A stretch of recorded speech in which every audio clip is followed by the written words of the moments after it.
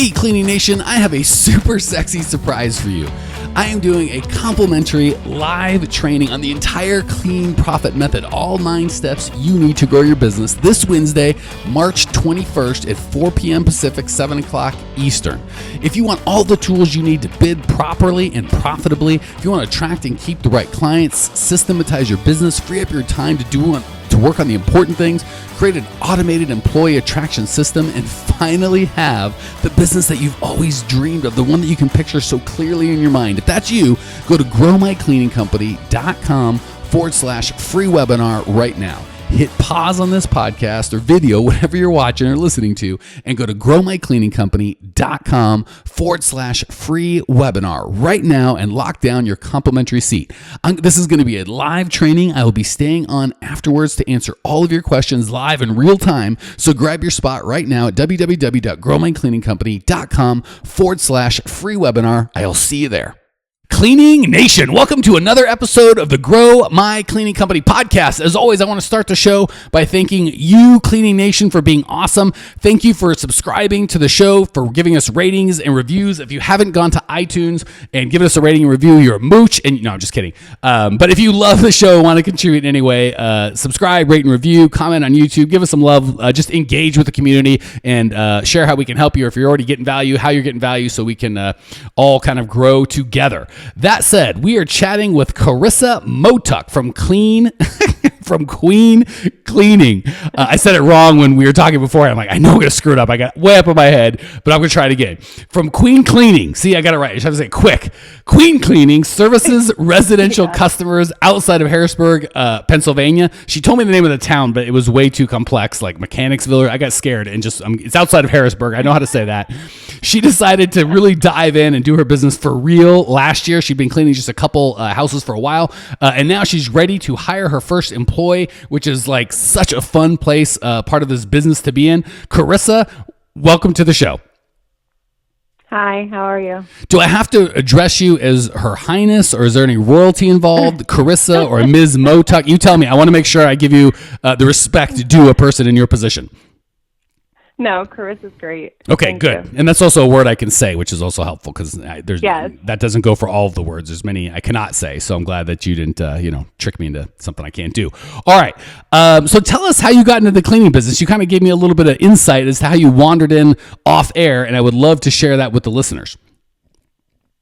So my husband and I moved here from Virginia to back to Pennsylvania to be closer to home to parents, because we had a 1-year-old son at the time. And I was just trying to get out of the house. I saw a post on Nextdoor. Someone was looking for a cleaner, and I've always just loved cleaning. I'm kind of an obsessive cleaner. I always just feel good when my house is clean. So I responded to the ad, and I've been cleaning for her for 4 years now. Just recently, I had the same 2 clients, and I just kept them on Mondays and stayed at home with my son. And then just recently, last year in February, I decided to kind of take a leap, and I posted something on Nextdoor, and I had an enormous response, and I had to take the ad down, and I was able to book fully out month by month, biweekly cleanings, and I've had a full load ever since. So referral after referral, it's time to hire someone. I'm overworked and exhausted, so I need to just start growing my company and making some more money. You are in the absolute right place. We deal with overworked and exhausted owners of cleaning companies just about every day. So I am so glad to get a hold of you. And that is what I get all excited about, is helping said overworked, overtired owners of cleaning companies get their lives back. So you're in this perfect spot. I want to say one quick thing before we jump into your question. You said something that was awesome, and I want all of Cleaning Nation to steal it. As a customer or as a homeowner, you said, I just feel really good when my house is clean. I would absolutely, Cleaning Nation, that's a writer downer. People are always like, we don't cut corners, we clean them, or just weird stuff that doesn't really mean anything to anybody. Like, I'm sitting there at home going, are they going to cut a corner, or are they going to clean it? Like, no one says that, but they do say things like, I just feel really good when my house is clean. I would steal that as a headline, as a question for any sort of advertising I was doing. Do you just feel good when your house is clean? Why not feel good every week for the rest of your life, or something like that? So when I hear good marketing copy, when I hear good marketing copy, I always write that down. So Cleaning Nation, take that for what it's worth. I would absolutely steal that as a question, as a USP, as a marketing piece. Do you feel really good? Do you just feel good when your house is clean? And then like a question or call to action. Why not feel good or call us to feel good every dang week? All right. Enough of that totally unrequested rant. Back to you and your world, Carissa. No, that's awesome. I'm going to steal it. Yes. Well, you can't steal it. You originated it. You can only use it. Everyone else is stealing it. I would be stealing it, and I'm not ashamed. I would absolutely steal. Good idea. But yes, you should use it first before the rest. And this is not live, so you and I are talking days, if not weeks, before the rest of the world hears it. So hurry up and get it in, so everyone else can, they won't, accuse you of knocking them off. You are the original, and you have this document, right? So this is where you can say I was on the show. It's recorded. I have proof that this is mine. All right, good. Now that we've gotten litigious, let's see if we can help you grow your cleaning company. So what specific things go on in your world today that we can help you in Cleaning Nation with? So I'm getting ready to hire some employees. I've been interviewing, and I'm trying to figure out what the best way to go about hiring is. Do I want to actually hire someone on the spot and make them an employee, or do I want to contract them out for the first couple of weeks to see how things are going and then proceed from there, then hire them after I feel like they've gone through like a training process? All right. As always, there will be the long answer and the short answer because that's how I roll. First, a couple questions to make sure I know where you're at. Are you a Clean Profit Method member?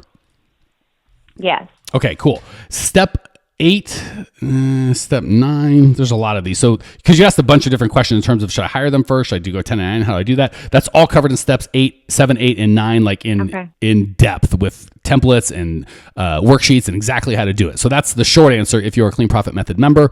The long answer is what I'm going to hit you with now.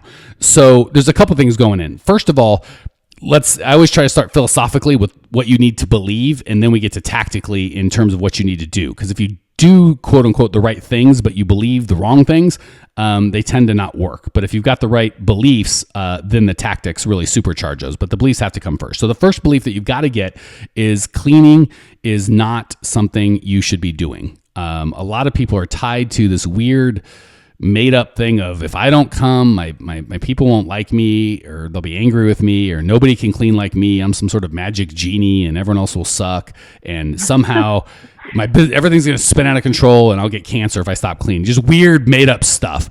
As long as you've got that in the back of your head, you're always going to go to, that's going to be your default. Back to cleaning, back to cleaning, back to cleaning. So we've got to eradicate all of that insanity from your mind. Is that a bridge you're willing to cross? Yes.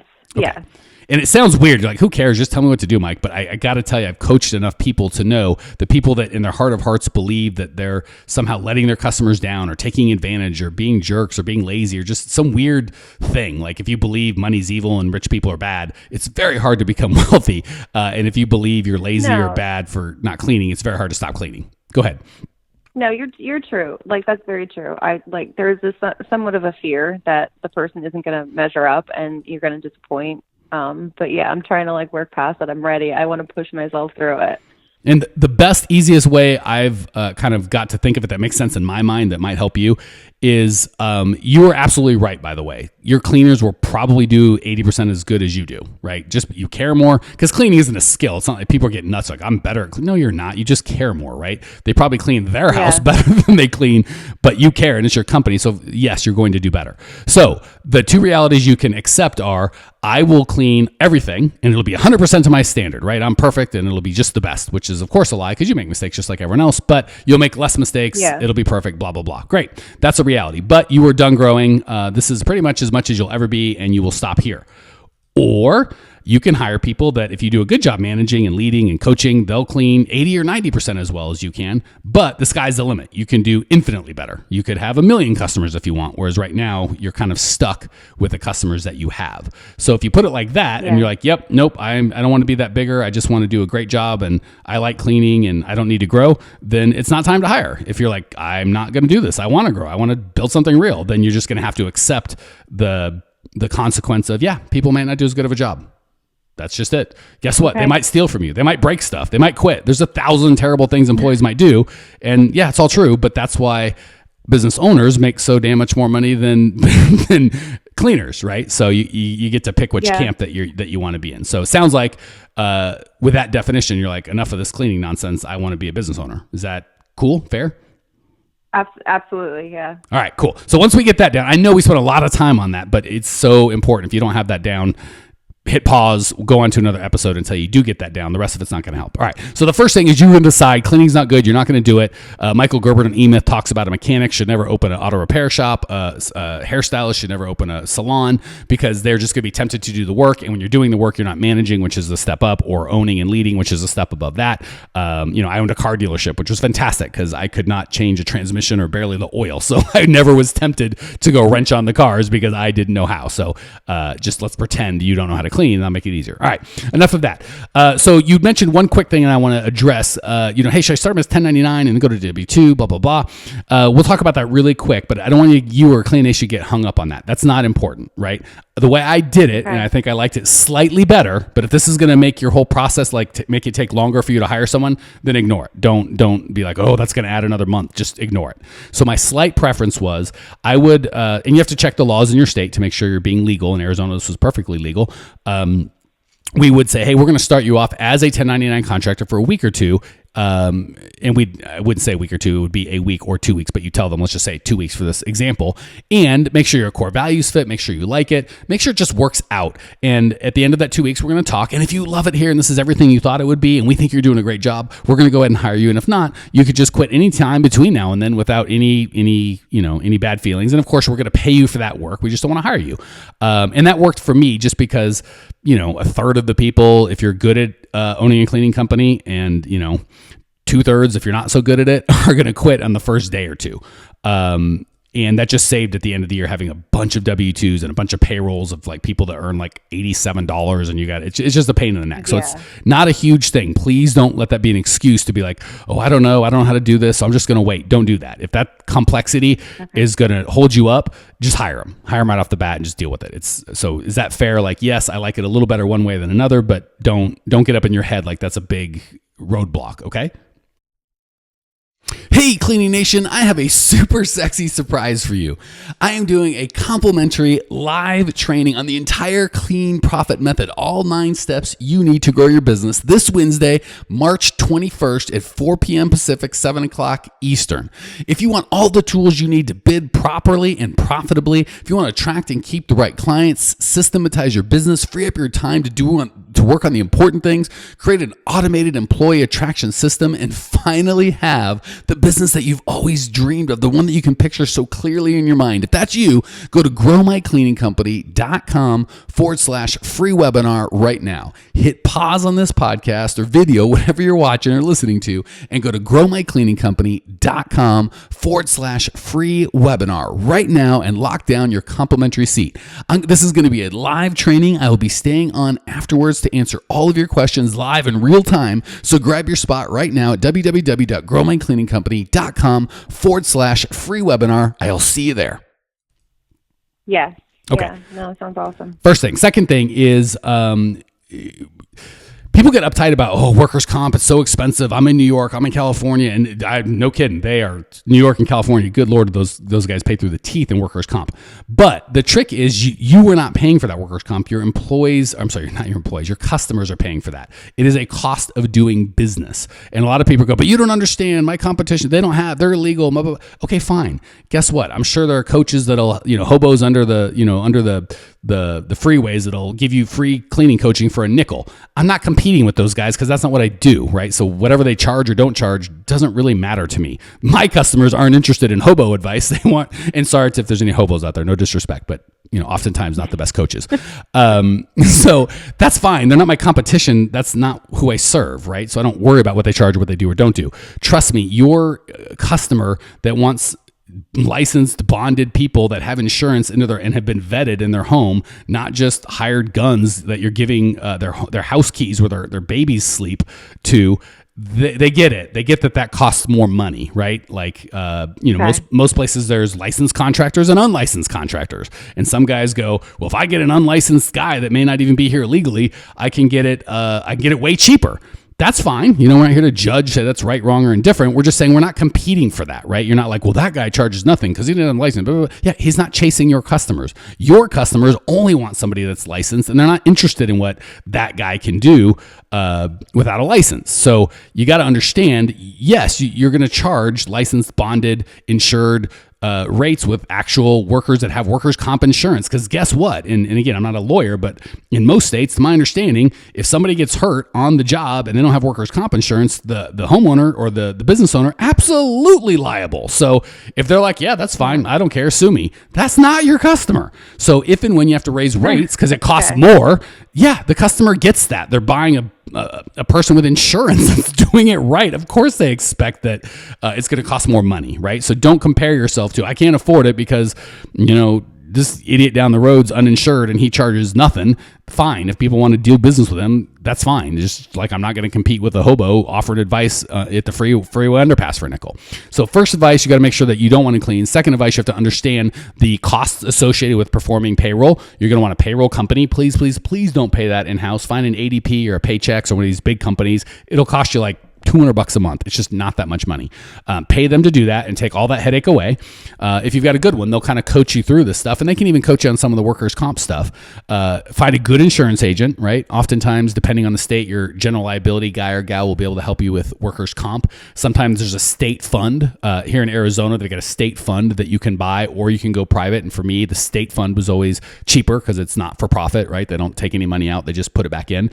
So the key to all this stuff is just to find an expert and just listen to what they say, right? And if I was an expert, I'd tell you, but I am not an expert in workers' compensation in Pennsylvania, I promise you. But I would find a guy or gal that I'd build a relationship with, right? They're not trying to sell me a policy. They're smart about what they do, and they're really trying to help me. So the three kind of steps are, one, you've got to get fixed in your head. This isn't what I want to do. Two, don't make it complex. Don't get uptight about, oh my gosh, I've got to get payroll and I've got to, what's the difference between a 1099 and a W-2 and I've got to get all this stuff. Just find experts. And one of my favorite pieces of advice is if you have a problem that requires money and you have money, then you don't have a problem. Right. And since step two is your customers are paying for this, not you, you now have money, right? You're going to bill them appropriately for your new, I have workers' compensation. I've got liability insurance. We're a legitimate legal place. And if something goes wrong, you're totally covered. You don't just have to like sue me and my husband into oblivion. Like we have an insurance company behind us that will take care of this. So step one, decide cleaning is not for you and you're committed to do whatever it takes to get out of it.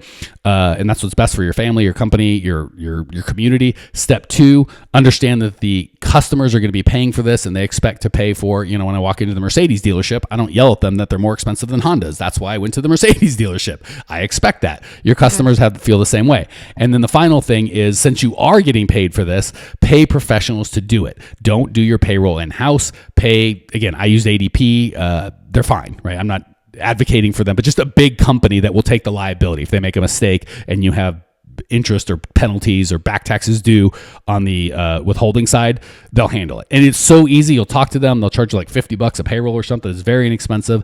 Literally, you'll tell them how many hours the person worked and what their rate is, and they'll just be like, we're going to draft out $1,219 or whatever your payroll is from your account. They take it out, and then everything else magically happens. Like it's zero work. So don't worry about what about the 941s and the quarterly 945s? And don't worry about any of that crap. Worry about giving the smart people money and then not worrying about it.